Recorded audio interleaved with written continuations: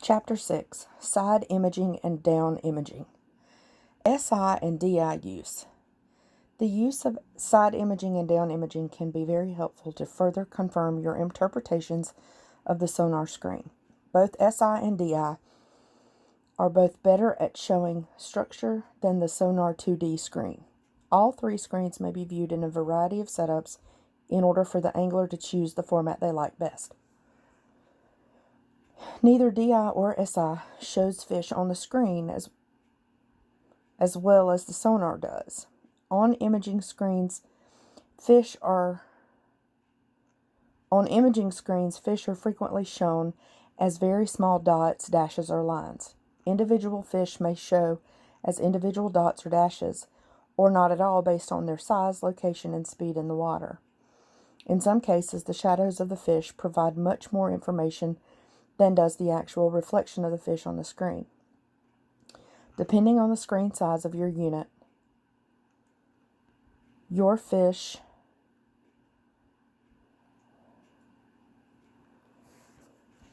dots may be nearly invisible. Larger schools of fish and bait will be shown as a cloud on the screen with varying degrees of brightness depending on the user's individual settings.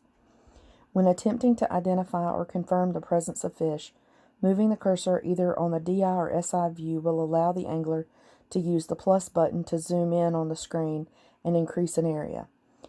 Anglers may zoom in once or twice using the plus button. Zooming in will allow an angler to expand the area and better identify possible schools of fish or structure. Anglers can look to see if objects are resting on the bottom or suspended in the water. Down imaging is very useful when jigging or fishing vertically, as it will show objects such as timber, stumps, old bridge pilings, and submerged boats. The use of side imaging can aid an angler in searching wider areas for fish more quickly. The side imaging extends out to the left and to the right of the boat at a chosen distance. It is usually recommended to scan outward no more than 4 to 5 times the depth of the water. Setting a scan distance that is too far will often result in the far left and far right edges of the imaging to appear very dark and without detail. To resolve this, shorten the distance that you are attempting to scan. Identifying submerged objects, debris, and road beds are often easily visible when the settings are correctly tuned. Side imaging may have 3 frequency choices based on the features of your unit. These frequencies are 455, 800 kHz, and Mega Plus. Refer to Chapter 2 for the frequency and distance guide based on the generation of your unit and its features. Fine-tuning your SI and DI screens. After choosing which frequency to operate your imaging in, you will need to make adjustments to sensitivity and contrast in order to get the best results. To make adjustments to side imaging, choose the SI screen. Press the menu button once to open the submenu. Here you will have access to a variety of settings. I recommend entering the SI Enhance tab. Here you have access to sensitivity and contrast. Tuning SI is best done with the boat have a slight forward speed. Increase sensitivity slightly until the image begins to show underwater structure as bright as you like it. Ideally, you want the image to be bright enough to see detail, but not so bright that you lose shadows. Next, switch the contrast and adjust it downward or upward until you have a high quality image. It may be necessary to go back and forth between sensitivity and contrast until you feel it is where you want it.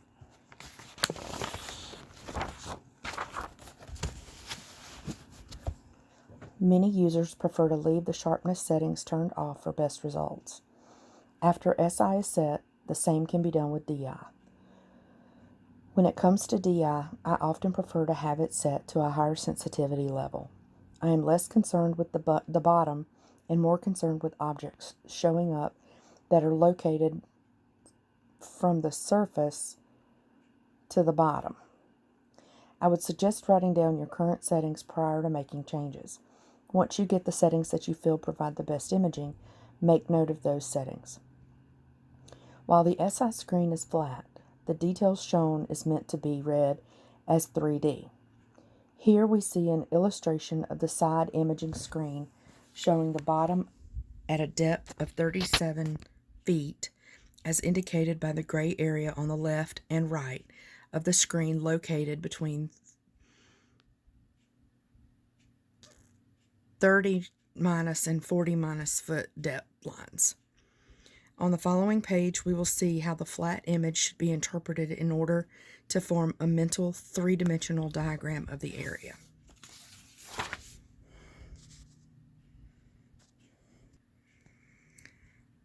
Let's start with an easy image. Here we have a Helix 12 Mega SI image of an area. The depth is 10.5 feet and the scan distance is set to 50 feet each side.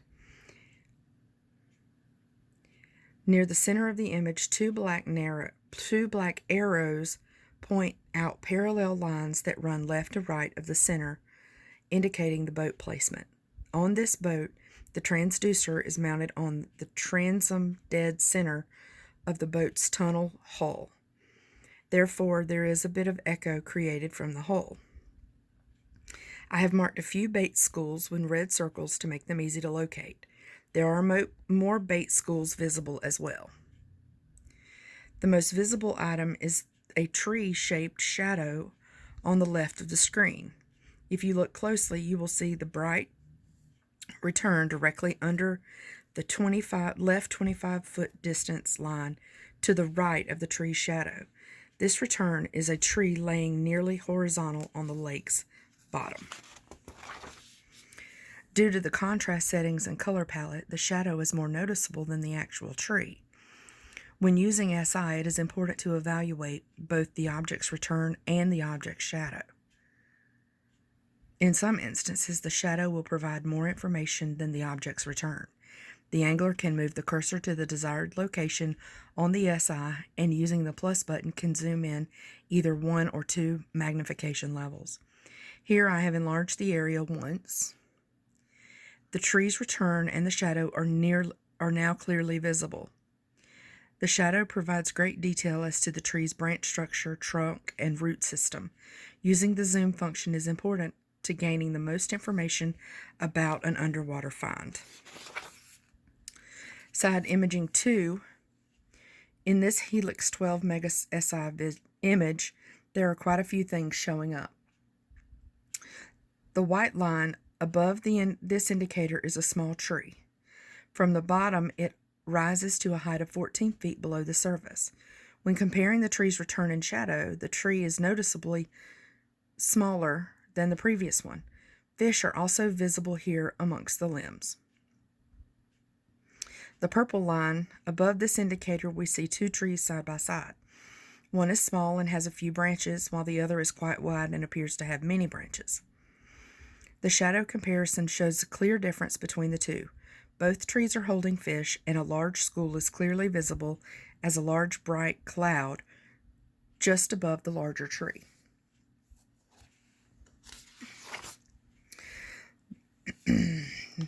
All right, the red line. So notice where the red line is.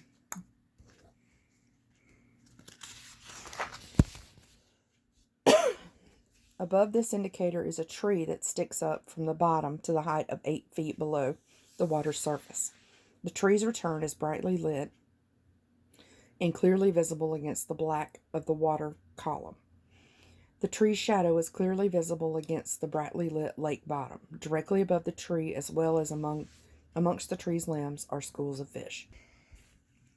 Here's a close-up of the red line tree. When enlarged, the details of the tree are very clearly recognizable. Equally visible are the abundant fish that are above and amongst the limbs. This location was on the edge of a 200-yard by 150-yard group of standing timber at the mouth of a long curve. The crappie and bait fish here are always plentiful. Side imaging view number 3. In the photograph above, we see the Humminbird Mega SI view. In this image, there's a lot going on. Number one, Vertical stumps rising from the lake bottom to 15 feet below the surface. 2. Horizontal tree on the lake bottom. Notice the shadow touches and parallels the tree's return. 3. A bait school shown by numerous smaller dots. 4. A school of fish shown with a brighter and much more dense yellow color. 5. A horizontal tree suspended above the lake bottom. Notice the tree's return and its shadow parallel each other, but they are separated, indicating that the tree is suspended above the bottom. 6. A fairly large tree with the trunk clearly touching the lake bottom, and the upper branches hold the top of the tree off the lake bottom as separation of the limbs return and shadow are separated. And 7. Here are the 7 bright yellow dashes that are visible, indicating larger fish swimming off the lake bottom.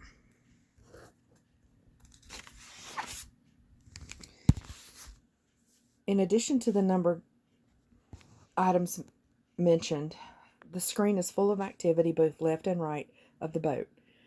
We can see numerous bait schools and fish schools moving in the water column. There were crappie as well as schools of small white bass feeding at the mouth of the cove. Due to strong north winds, bait and fish had pushed into the cove to ride out the weather. It is important to remember that the side imaging beam is a thin wall that extends to both the left and the right. The most current now images occur at the top of the screen. As the imagery scrolls downward, that data is then considered previous history. Users can select the side imaging in either of the 3 formats. Both left and right views show together, left side only or right side only. If the angler is scanning a shoreline, switching to only that side view will allow a larger view of the area being scanned. While useful for all Helix owners, this is especially useful for those who may have smaller screens. Down imaging view number 1. Down imaging is extremely useful alone or in conjunction with 2D sonar and side imaging. In some situations, down imaging can be used to rule in or rule out the presence of fish and or structure. In the Helix 12 Mega image, we see the combination 2D DI screen. On the 2D side view on the left, we have a lake bottom that is slightly rising from 30 feet to 25 feet. It is a hard mud bottom as revealed by the heavy red line. We have clearly visible arch-shaped echo returns indicating fish.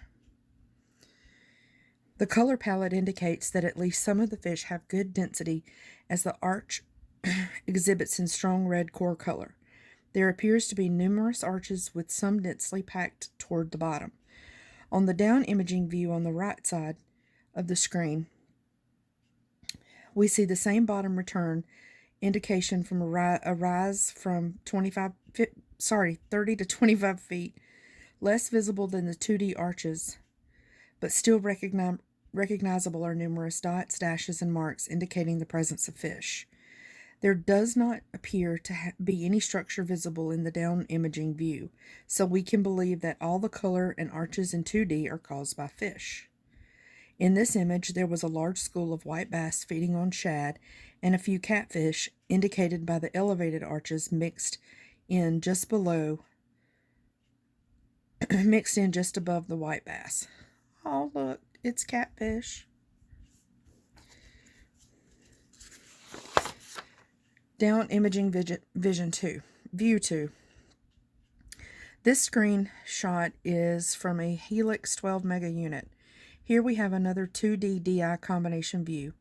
In the 2D screen on the left, we see imagery that is very similar to the previous photo used in down imaging view 1. The 2D shows a heavy pile of color with visible arches near the top of the pile and more dense coloring toward the lake bottom, with more dense reds visible, with less dense colors of yellow, green, and blue. When we look at the DI screen on the right, instead of just dots and dashes, we can clearly make out the limb structure of a tree or brush pile. Within the limbs of the structure are the dots, dashes, and lines indicating the fish suspended and or swimming around it. 2D alone, while providing important information, is not as informative when viewed alone. Having the ability to compare side by side with down imaging or ever side imaging can help the angler gain a more complete understanding of what lies beneath the surface. Chapter 7. Practice Sonar Interpretation. Sonar Study 1. Here we can see a Gen 2 Helix Mega 2D sonar view. This time is 6:57 a.m. The depth is 23.5 feet of water. The boat is drifting at 0.1 miles per hour. The water temperature at the transducer is 84 degrees, and the battery voltage is 11.8. On the bottom left of the screen, we see that the frequencies of this unit are using the chirp, medium, and high bands simultaneously, as noted by the 75 to 95 kilohertz / 175 to 225 kilohertz. The switchfire mode is set to clear.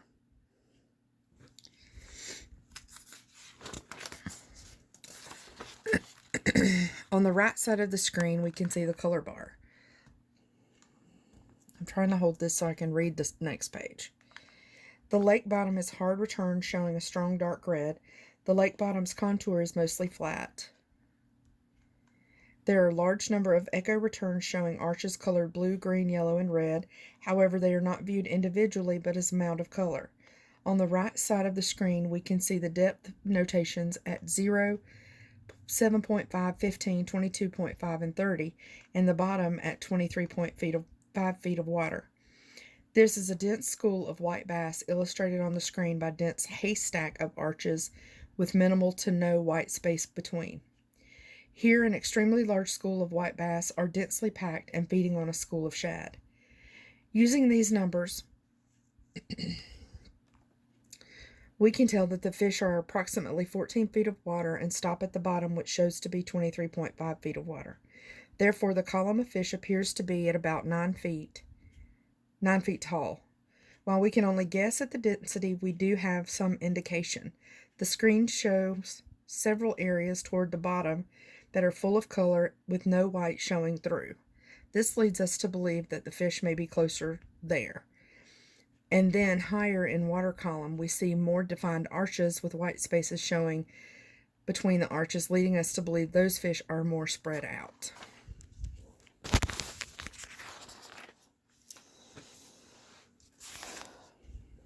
Sonar Study 2. Here we see a Gen 2 Helix Mega 2D sonar view. The time is 7:04 a.m. The depth is 23.8 feet of water. The boat has a slight movement at 0.1 miles per hour. The water temperature at the transducer is 84.5 degrees, and the battery voltage is 11.7. On the bottom left of the screen, we see the frequencies of this unit are using chirp, medium, and high bands simultaneously, as noted by the 75 to 95 kilohertz, 175 to 225 kilohertz. The switchfire mode is set to clear. On the right side of the screen, we see the color bar. The lake bottom is a hard return showing a strong red. The lake bottom's contour is flat. There's a large haystack of echo returns near mid-screen comprised of the colors blue, green, yellow, and red. On the right side on the screen, we can see depth notations at 0, 7.5, 15, 22.5, and 30, and the bottom is 23.8 feet of water depth. Using these numbers, we can tell the haystack begins at approximately 6 feet of water and stops at the bottom, which shows to be at 23.8 feet of water. Therefore, the haystack appears to be nearly 18 feet tall. In this instance, the haystack is actually a large school of white bass. There are little to no visible separated arches to be seen in the stack caused by the density of echo returns that illustrate a large school of fish. Due to the shape and intense coloring, we believe the fish are close together. To the left and right of the haystack, there are visible separate arches shown from echo returns of fish outside the dense school. In some cases, anglers may have a difficult time determining what is being shown on a 2D screen. It can be very helpful to use the 2D down imaging side-by-side screen. Down imaging reveals a different view which helps to uncover the structure which would otherwise remain hidden in the 2D color mass. Below left, we see a 2D screen that is very similar to the image shown in study 2. However, on the right-hand side of this combo view, we can clearly see the tree structure and down imaging. In 2D, we see visible arches as well as a haystack of dense color. Experienced anglers know what this type of structure can hold, that this type of structure can hold a variety of bait fish and game fish. Study number 3. Species identification is a skill that is developed through a combination of education skills involving reading as well as on-the-water experience. While not all bodies of water in the world have the same species, multiple species may present on the 2D in similar ways. Knowing a species' preference for habitat, schooling, feeding patterns, and physical shape and density will help the anglers to interpret echo returns into possible species. Temperate bass, stripers, hybrid, and white bass are ferocious feeders and will often devour bait schools at the lake bottom. This part of the water column is also home to the catfish. As previously noted, catfish have a very noticeable elevated arch. It mimics a cobra with an elevated wide head and the tail section dropping downward. In the image above, we see several catfish shapes which have been singled out with red arrows. Their appearance is usually easy to recognize in the 2D view. Catfish will often feed beneath or around a school of temperate bass, and there are always injured or dying bait falling, which make it easy meal for the catfish. Here we see a Helix 12. This is study number 4. Here we see a Helix 12 Mega 2D image.